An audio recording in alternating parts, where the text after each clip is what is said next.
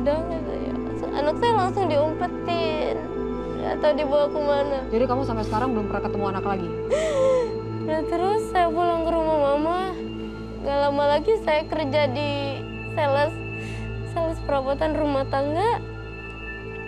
Saya sempat nengokin anak saya. Sekali, 2 kali masih diizinin. Ketiga kali, 4 kali dia curhatnya. Katanya biayanya makin gede. Saya kan nggak bisa maksudnya kalau ngasih duit banyak gitu. Dan gaji saya kan kecil gitu kan. Terus pas saya jadi sales, saya pindah ke Purwakarta. Terus saya kenal sama suami saya yang kedua. Akhirnya saya nikah siri sama dia.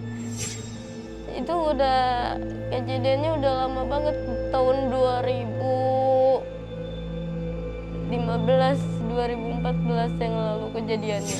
Sama yang nikah siri ini masih sampai sekarang? Enggak. Oke. Nah dia ngomongnya lagi proses cerai, tapi pas gak lama lagi pas saya udah nikah siri sama dia, istrinya yang mulai tahu gitu kalau dia udah nikah lagi sama saya. Nah terus saya tuh bener-bener kayak dikucilin banget. Pas dia datang ke Bekasi itu dia bener-bener nyalain saya. Suami saya juga nggak ngebela saya. Padahal di situ kan saya nggak maksa dia buat nikahin saya. Waktu itu dia bilang kan dia lagi proses cerai gitu kan. Kenapa jadi nyalain saya semua? Akhirnya saya pulang ke Bandung. Saya kerja di dunia malam. Iya. Saya kerja di dunia malam karena mama saya mulai kayak ngebahas uang terus. Yang dipikirin mama saya tuh uang. Nggak pernah. Kalau saya nelpon saya sakit. Nggak pernah ada masukan apa-apa. Nggak ada niatan buat bawa saya pulang ke Bandung, diurus dulu di Bandung, nggak pernah ada. Butuh berapapun dia harus gitu kan. Sedangkan saya juga ingat saya punya ponakan yang nggak ada bapaknya. Dia sakit, saya sampai kelimpungan nyari ke manajer saya bener-bener katanya ya udah kamu pinjam 1 juta, bayarnya kamu 1.700.000. Mama mertua atau mama? Mama. Asli. Mama. Baik.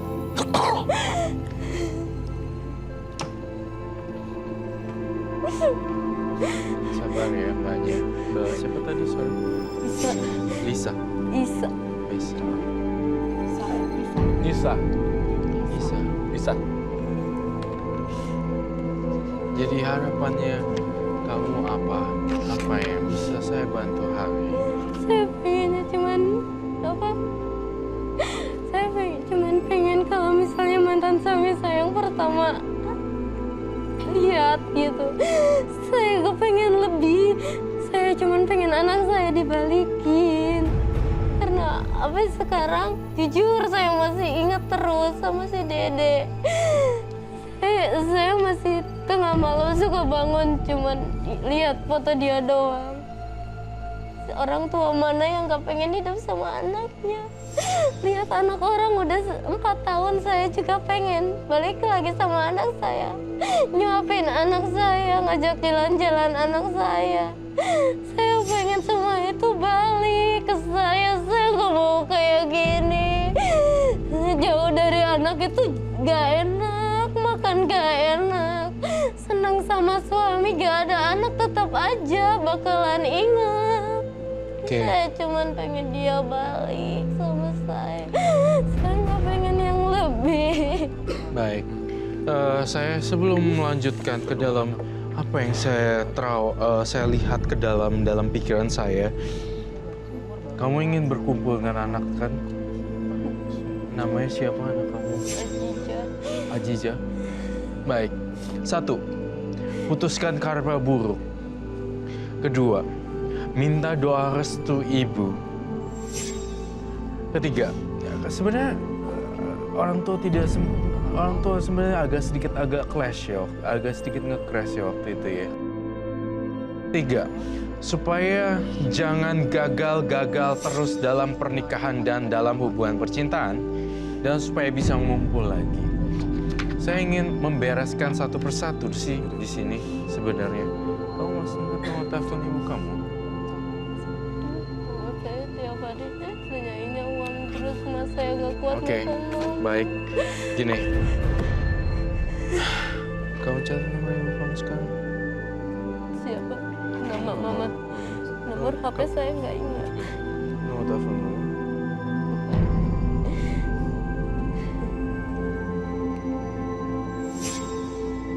Nomor telepon mama sama sekali tidak ingat.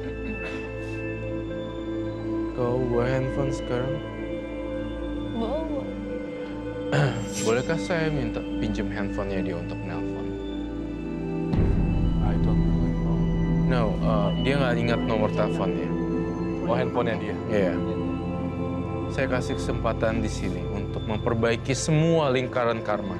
Kita beresin satu persatu. Lalu saya berpikir di sini kalau nggak diputusin akar-akarnya nggak akan bisa putus semuanya. Lalu, Kamu lihat deh gambar saya. ya sampai Roy belum sempat bacain tadi semua. Ada apa aja di sini, Roy? Kabur. Ibu. Seorang yang membesarkan dari kecil hingga dewasa. Kemudian juga pengorbanan seorang wanita ya. Saya melihat di sini dan saya ngelihat di situ ada api kematian. Saya ngerasa di sini kalau misalnya kehidupan ini gagal terus percintaannya bisa berakibat fatal. Di sini saya juga mendetek ketidakharmonisan antara hubungan keluarga. Itu yang saya rasakan. Tangisan kamu tuh benar-benar tulus dan 100% menyedihkan. Sekarang ini maksudnya Roy adalah dia menelpon suami yang pertama atau menelpon ibunya. Saya berharap dia bisa menelpon ibunya dulu Oke. untuk membereskan ini. Karena ibunya juga merupakan salah satu dari akar itu yang terus-terusan Betul sekali. membuat jadi ada masalah ya. Betul sekali. Dan sekalian semuanya ini dalam mumpung di bulan suci Ramadan, kita benar-benar memperbaiki tali silaturahmi. Termasuk hubungan ibu dengan anak. Termasuk dengan ibu dan anak. Saya akan melakukan hal yang berbeda di sini. Saya tidak mau setengah-setengah nolongin orang. Dan saya pengen banget unek-uneknya semuanya dimuntahin dan dibuang di sini semuanya. Kamu sudah siap untuk menelpon ibu dan membicarakan semuanya? Harus siap ya. Ya, kita butuh itu. Emang belum pernah nelpon lagi? Enggak, karena kemarin terakhir mama minta buat pendaftaran adik saya buat SMK. Minta uang. Jadi pembicaraan Maksud kamu saya- sama ibu selalu hanya mengenai uang, uang, dan uang. Ini handphone kamu? Baik.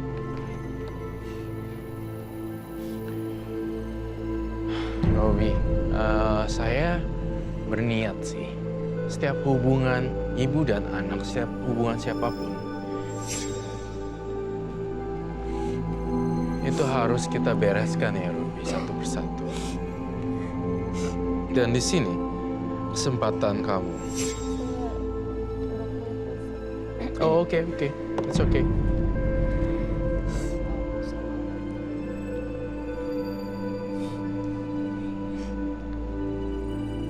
Apa namanya?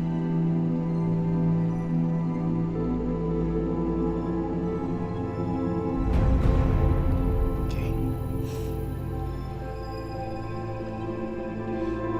Kamu berbicara. Semoga diangkat ya, karena bukan nomor yang dikenal.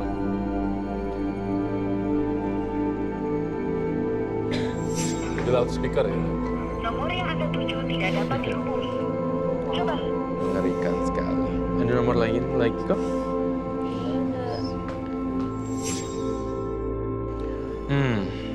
Emang agak susah dihubungi ya. Jadi mungkin memang belum waktunya atau mungkin jodohnya belum pas. Nah, saya kasih kamu kesempatan untuk ngobrol di kamera. Unek-unek apa sih yang pengen kamu sampaikan di mama kamu dan mungkin juga suami kamu dan apapun yang ingin kamu ceritakan, monggo.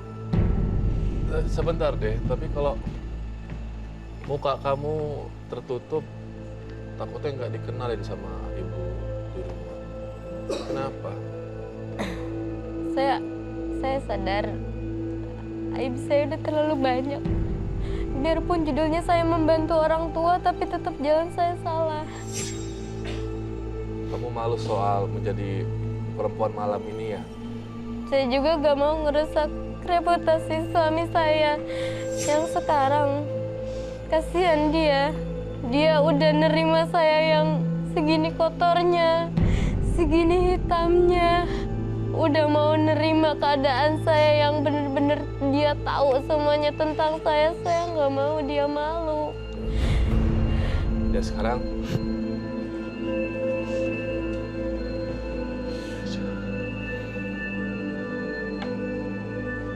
ya Dede fokus ya. I feel sad. Sekarang kamera kamu di situ ya. Ngomong sama ibu. Ibu siapa namanya? Biar kenal aja. Ibu Mai, Ibu Maya. Tinggalnya di mana daerahnya? Bandung. Bandung. Gak mau alamat lengkap. Udah, semoga ini bisa dari hati ke hati aja nyampenya ya. Udah yuk, itu kameranya yang hidup tuh. Ya, mau ngomong apa? Buat mama, Nisa sadar Nisa egois belakangan ini, nggak pernah nelpon mama. Tapi Nisa juga capek, Ma, kalau mama nelpon cuman terus-terusan minta uang. Nisa sekarang udah punya suami, Nisa jadi tanggung biayanya sama suami, masa ya Nisa harus minta yang lebih lagi. Nisa tuh pengen hubungan kita kayak dulu, nggak pengen kayak gini. Nisa juga pengen kalau keluarga dari adik lihat, tolong. Nisa bener-bener pengen ngumpul lagi sama Ajija. Bener-bener pengen ngurus lagi Ajija kayak dulu. Nisa janji gak bakal minta biaya ke keluarga adek. Nisa janji.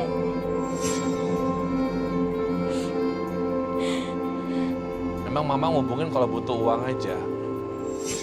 Kalau kira-kira nggak kamu angkat, beliau marah. Apa hanya terus-terusan tentang uang aja? Iya. Nisanya sendiri udah keluar belum dari lingkaran dunia malam? Udah, justru itu Nisa bisa keluar karena suami yang sekarang. Nggak sama suami yang sekarang, alhamdulillah. Dia ngangkat Nisa dari sana. Suami sudah ngangkat Nisa dari lingkaran hitam, lingkaran setan ya. Sekarang tinggal bagaimana Nisa mengangkat derajat Nisa. Nisa tuh bagus sekali artinya. Ya kalau bisa jadi perempuan yang soleha ya kenapa tidak. Harobi sih berharap nih ya, biar memang betul-betul kamu 100% memagari diri kamu dari segala godaan, bisikan setan, atau mungkin juga jamahan para lelaki lain ya, atau niat-niat buruk yang lainnya. Mungkin kalau Nisa berhijrah, paham maksudnya ya, suami pasti akan semakin sayang. Jadi kamu kayak udah membentengi diri gitu. Saya, ya Allah, suami sudah mengangkat saya nih dari lingkaran setan dan dunia malam. Saatnya saya bertanggung jawab atas diri saya mau angkat derajat saya.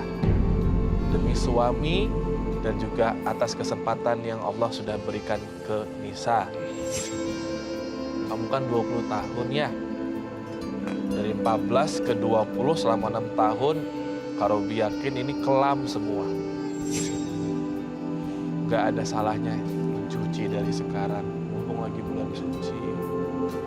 Pernah kepikiran gak untuk berhijab? Pernah.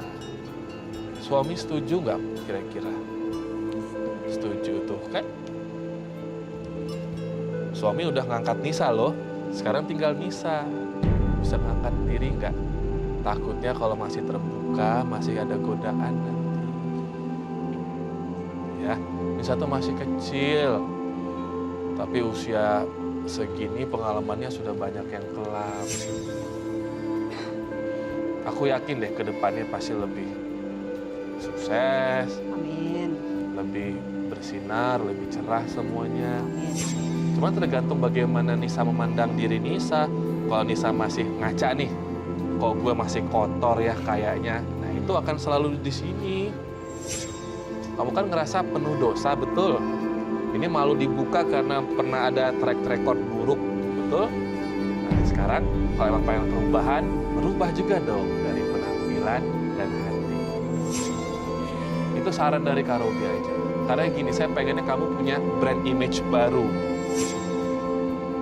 Brand image itu bagaimana kamu menampilkan diri kamu ke orang lain, khususnya buat diri kamu sendiri. Takutnya dengan penampilan yang sama, kamu masih terbayang-bayang masa lalu kamu. Tapi kalau udah ada yang baru nih, mungkin kamu lebih menghargai diri kamu. Ya itu saran dari aku aja. Ya. Anakmu usia berapa sekarang? 4 tahun. Bisa 4 tahun. Terus berdoa aja sama Allah. Ya. Kalau insya Allah sih kamu akan bertemu sama anak kamu nantinya. Doa aja terus. Kalau emang sudah waktunya Allah kasih, pasti nanti dikasih ya. Roy, Kak Putri ada lagi. Saya rasa sudah cukup. Dan tidak ada kata terlambat, lakukan banyak karma baik, dan percaya semua hasil karma baik akan mendapatkan hasil yang terbaik.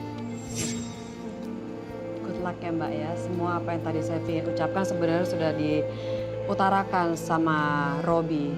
Pokoknya yang penting adalah mulai dari sekarang Mbak harus merubah cara pikir. Cara pandang juga harus dirubah menjadi selalu positif. Dan walaupun Mbak mengalami sesuatu hal yang negatif dalam hidup, itu memang sesuatu yang memang harus Mbak jalanin. Tapi itu sesuatu yang harus Mbak ambil hikmahnya.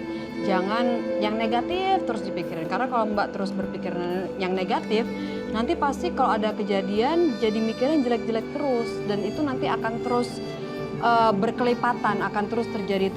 Jadi makanya Mbak harus mulai dari sekarang rubah cara pikir untuk selalu positif. Good luck ya Mbak ya. Jangan ada air mata lagi ya, janji. Terima kasih. Ya, makasih ya Nisa ya.